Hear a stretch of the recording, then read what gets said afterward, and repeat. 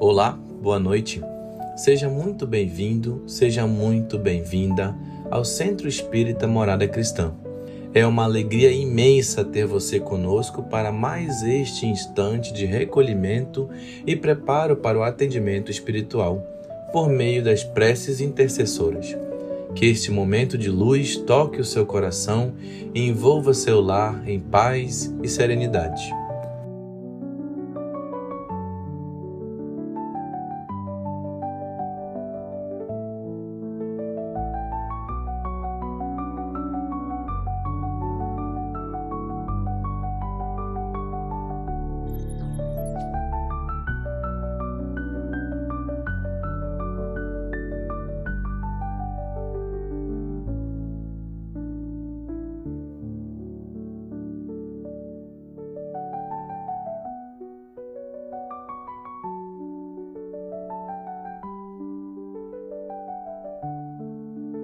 Aproveite esse tempo e coloque ao seu lado sua garrafa ou copo de água, com fé e confiança, para que ela seja fluidificada de acordo com as suas necessidades.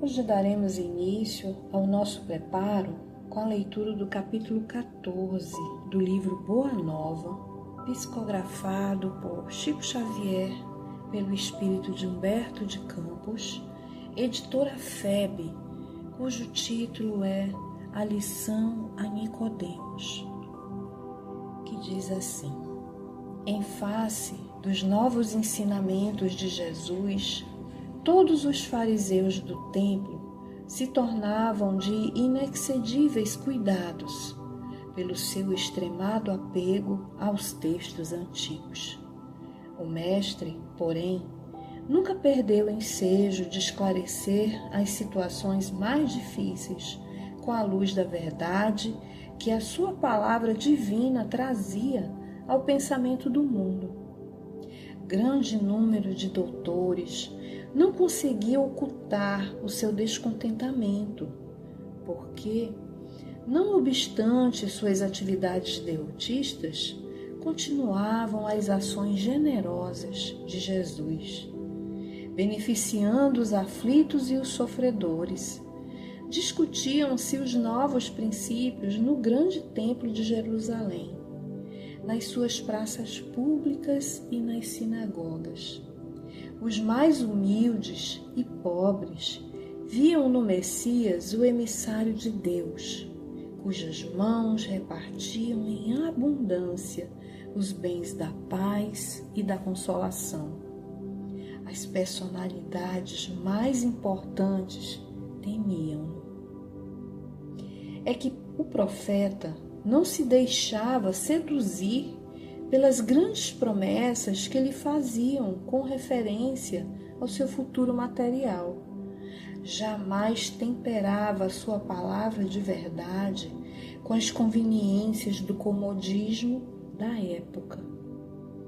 Apesar de magnânimo para com todas as faltas alheias, combatia o mal com tão intenso ardor que para logo se fazia objeto de hostilidade para todas as intenções inconfessáveis. Mormente em Jerusalém, que, com seu cosmopolitismo, era um expressivo retrato do mundo, as ideias do Senhor acendiam as mais apaixonadas discussões.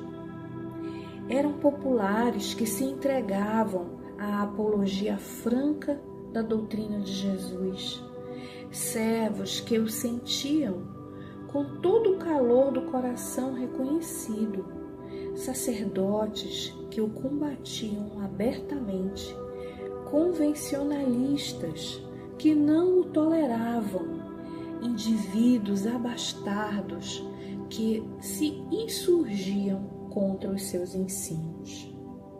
Todavia, sem embargo das disseções naturais que precedem o estabelecimento definitivo das ideias novas, alguns espíritos acompanhavam o Messias, tomados de vivo interesse pelos seus elevados princípios.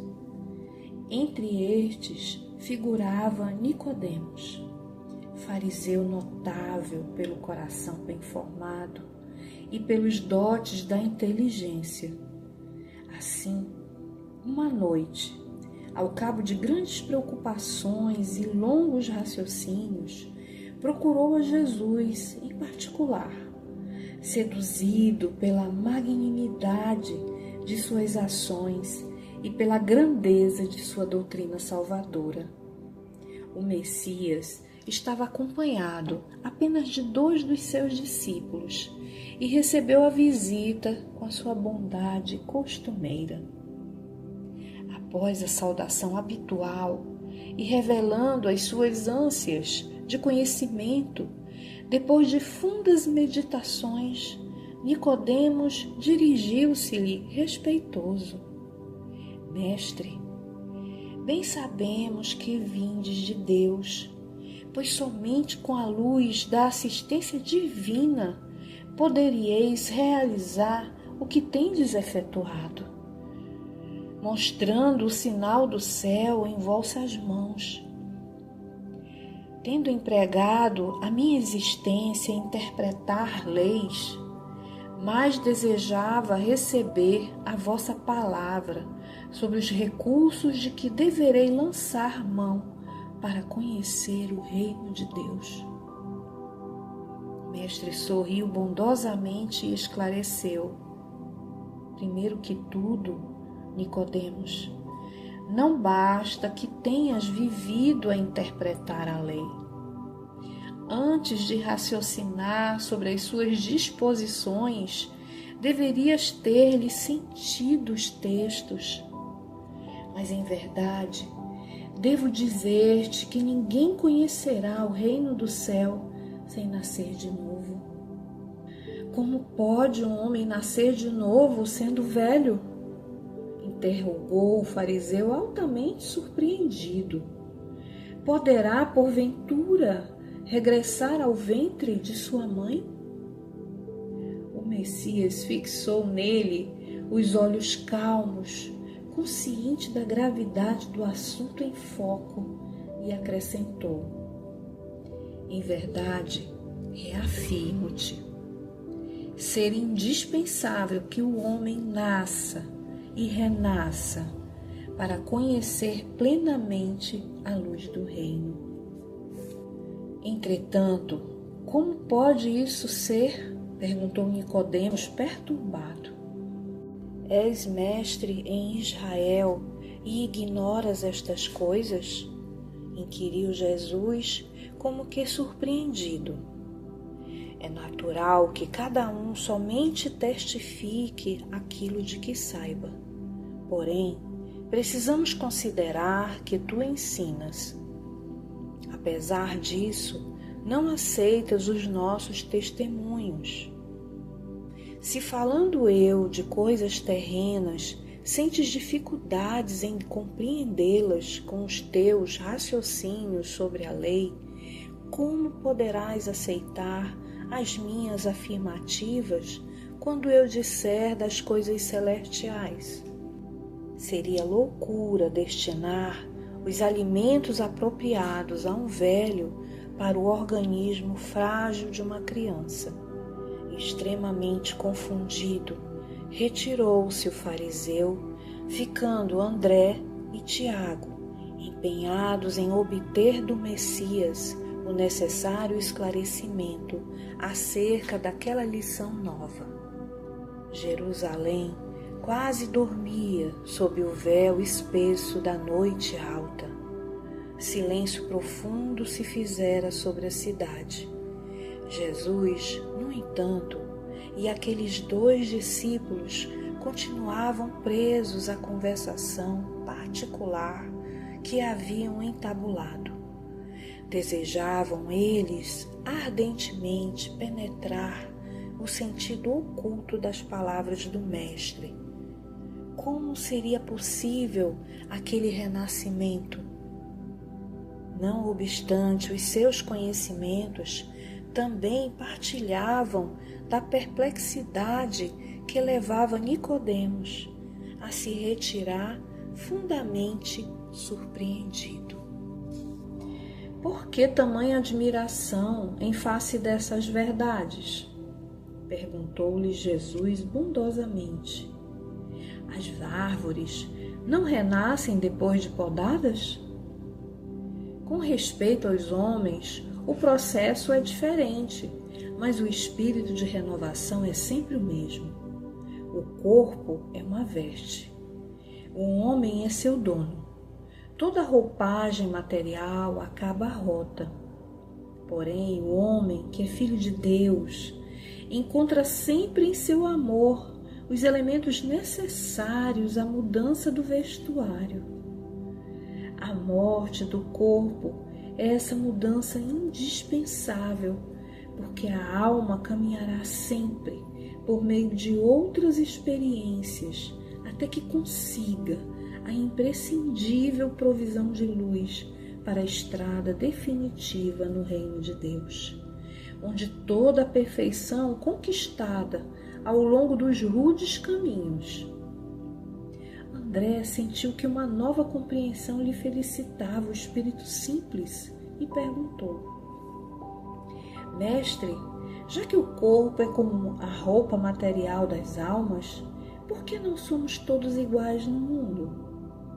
Vejo belos jovens junto de aleijados e paralíticos. Acaso não tenho ensinado, disse Jesus, que tem de chorar todo aquele que se transforma em instrumento de escândalo? Cada alma conduz consigo mesma o inferno ou o céu que edificou no âmago da consciência. Seria justo conceder-se uma segunda veste, mais perfeita e mais bela, ao espírito rebelde que estragou a primeira? Que diríamos da sabedoria de nosso Pai se facultasse as possibilidades mais preciosas aos que as utilizaram na véspera para o roubo, o assassínio, a destruição? Os que abusaram da túnica da riqueza vestirão depois as dos fâmulos e escravos mais humildes, como as mãos que feriram podem vir a ser cortadas. Senhor, compreendo agora o mecanismo do resgate, murmurou Tiago, externando a alegria do seu entendimento. Mas observo que, desse modo, o mundo precisará sempre do clima do escândalo e do sofrimento, desde que o devedor, para saldar seu débito, não poderá fazê-lo sem que o outro lhe tome o lugar com a mesma dívida.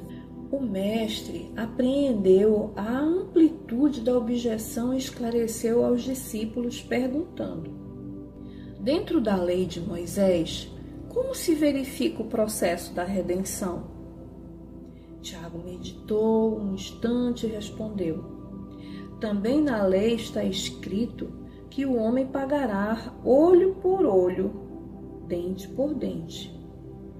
Também tu, Tiago, estás procedendo como Nicodemos, replicou Jesus com generoso sorriso. Como todos os homens, aliás, tens raciocinado, mas não tens sentido. Ainda não ponderaste, talvez, que o primeiro mandamento da lei é uma determinação de amor. Acima do não adulterarás, do não cobiçarás, está o amar a Deus sobre todas as coisas, de todo o coração e de todo o entendimento. Como poderá alguém amar o Pai, aborrecendo-lhe a obra? Contudo, não estranho a exiguidade de visão espiritual com que examinaste o texto dos profetas. Todas as criaturas hão feito o mesmo, investigando as revelações do céu com o egoísmo que lhe é próprio. Organizam a justiça como o edifício mais alto do idealismo humano e, entretanto, colocam o amor acima da justiça do mundo e tenho ensinado que só ele cobre a multidão dos pecados. Se nos prendemos à lei de Talião, somos obrigados a reconhecer que onde existe um assassino, haverá mais tarde um homem que necessita ser assassinado. Com a lei de amor, porém, compreendemos que o verdugo e a vítima são dois irmãos, filhos de um mesmo pai. Basta que ambos sintam isso para que a fraternidade divina afaste os fantasmas do escândalo e do sofrimento. Ante as elucidações do mestre, os dois discípulos estavam maravilhados. Aquela lição profunda esclarecia-os para sempre. Tiago, então, aproximou-se e sugeriu a Jesus que proclamasse aquelas verdades novas na pregação do dia seguinte. O mestre dirigiu-lhe um olhar de admiração e interrogou: será que não compreendeste? Pois, se um doutor da lei saiu daqui sem que eu lhe pudesse explicar toda a verdade, como queres que proceda de modo contrário para com a compreensão simplista do espírito popular? Alguém constrói uma casa iniciando pelo teto o trabalho? Além disso, mandarei mais tarde o Consolador, a fim de esclarecer e dilatar os meus ensinos. Eminentemente impressionados, André e Tiago calaram as derradeiras interrogações. Aquela palestra particular entre o Senhor e os discípulos permaneceria guardada na sombra leve da noite em Jerusalém, mas a lição a Nicodemos estava dada. A lei da reencarnação estava proclamada para sempre no Evangelho do Reino. Que assim seja.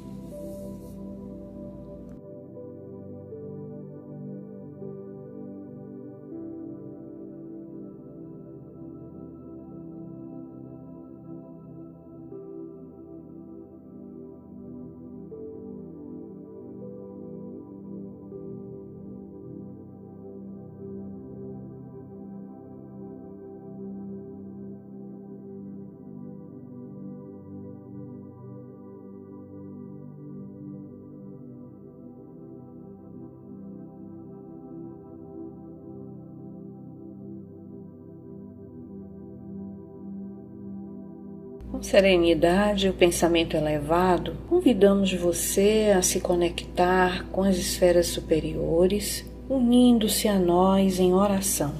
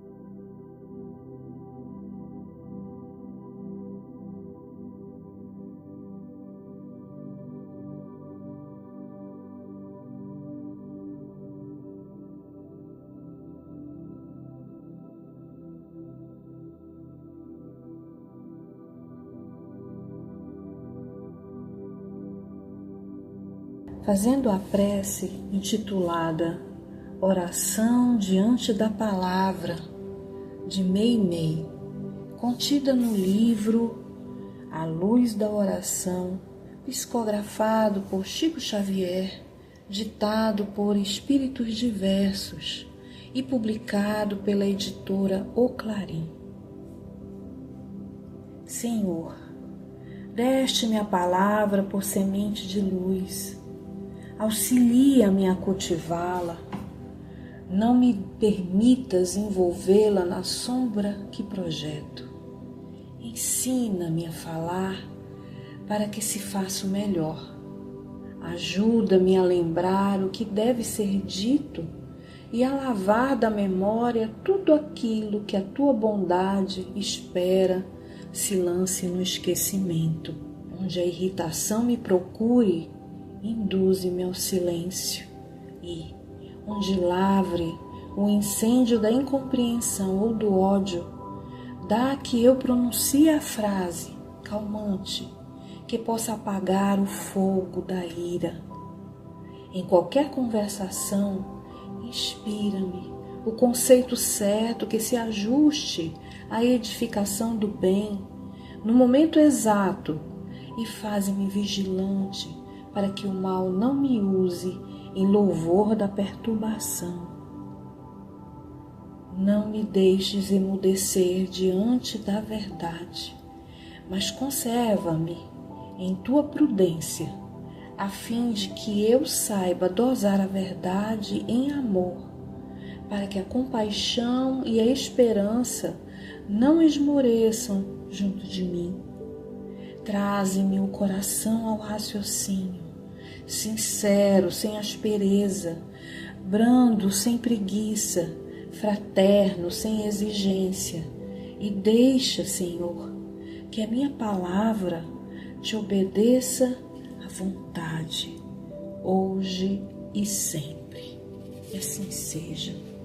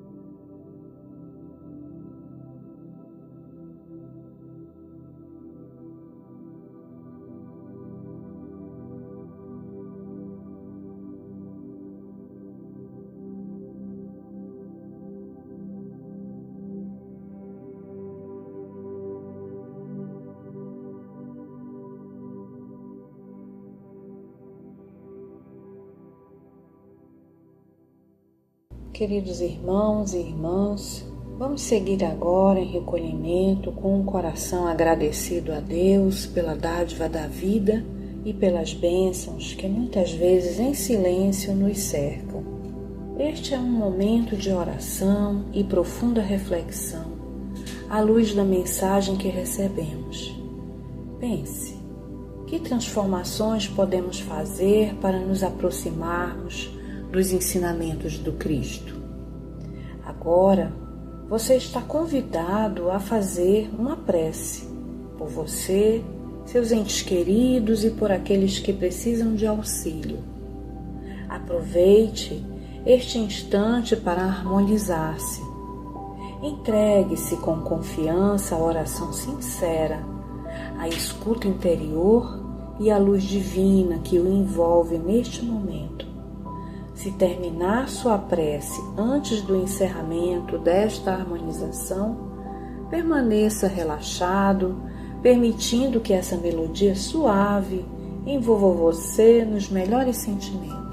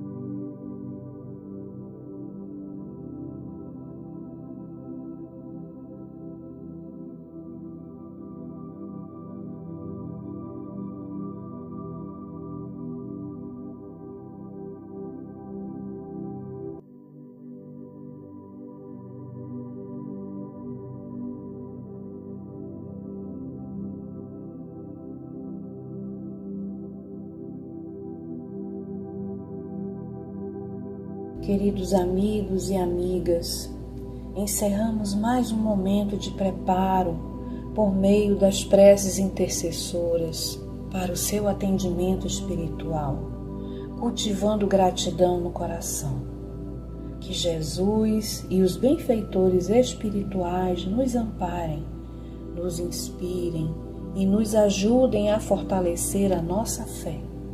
Que sejamos guiados pela serenidade, resignação e disposição sincera de nos melhorarmos. Que tenhamos coragem para mudar e sabedoria para reconhecer o que deve ser mudado. Se Deus assim permitir, nos encontraremos novamente na próxima segunda-feira. Que a sua semana seja iluminada por pensamentos elevados, sentimentos de amor e fraternidade. Receba o nosso abraço carinhoso e fique com o amor de Deus em seu coração. Até breve.